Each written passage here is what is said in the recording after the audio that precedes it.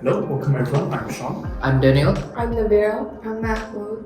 And thanks for tuning in to our short podcast today, where we will be talking about the dictatorship issues and freedom of speech issues in North Korea. North Korea, often seen as a mysterious fortress with its unique political landscape under the Kim dynasty.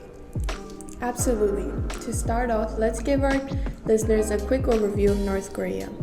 It's a country that's been under the rule of Kim family since its inception in 1948, marked by strict isolationist policies.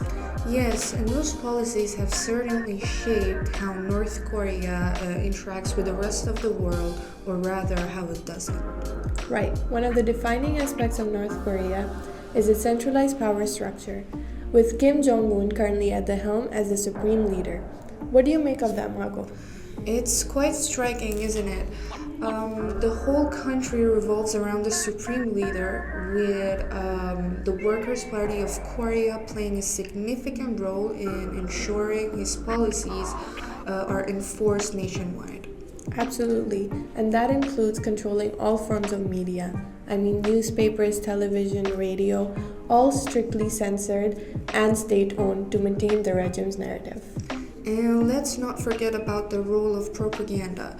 It's not just about controlling information, it's about shaping people's and a public's perception to align with the regime's agenda.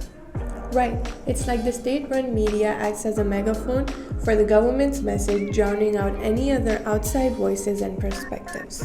And speaking of outside perspectives, the internet is heavily restricted in North Korea, and access is limited only to a privileged few, while the majority rely on a state-controlled internet that filters content and restricts access to the global web.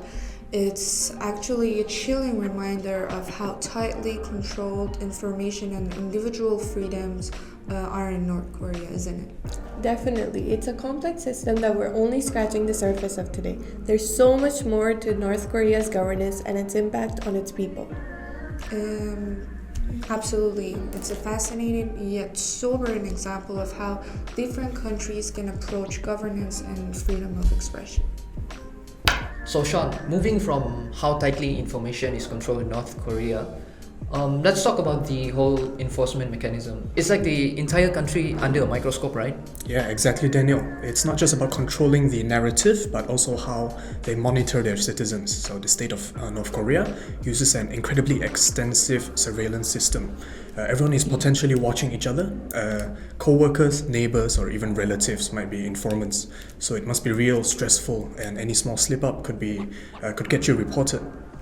So it really shapes their daily life. Like, think about it. From when you're very young, you're taught to watch what you say, to toe the line. Self-censorship is ingrained in you from all sides, and stepping out of line can have dire consequences. Yeah, and we're talking about prison, labor camps, or even worse. And this government, they ensure this fear in people keeps them from speaking out. It's a powerful deterrent. At least the global community is well aware of the human rights issues in North Korea, largely thanks to defectors who've managed to escape and tell their stories.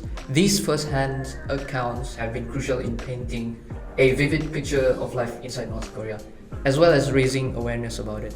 Yep, you're right. And understanding these harsh realities is the first step towards making any kind of positive change. It's a stark reminder of the freedoms that we often take for granted. True. Alright, well said everyone. So it's all about appreciating and protecting these freedoms, and not just for us, but as well as for everyone, everywhere. And we hope that through podcasts like these, we can do our part in helping ensure that all can enjoy these rights. And thank you for listening. Thank you.